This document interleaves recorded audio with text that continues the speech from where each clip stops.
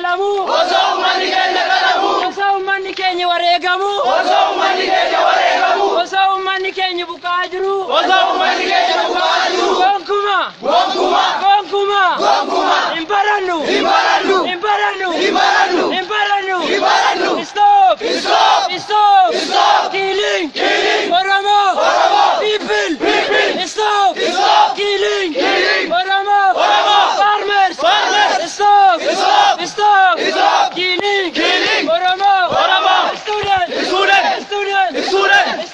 student ummanni keenya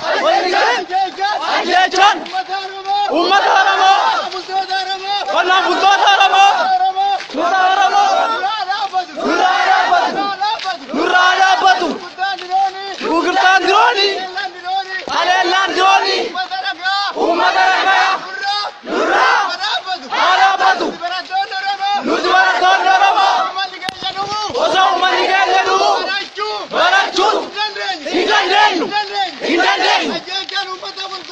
Ajal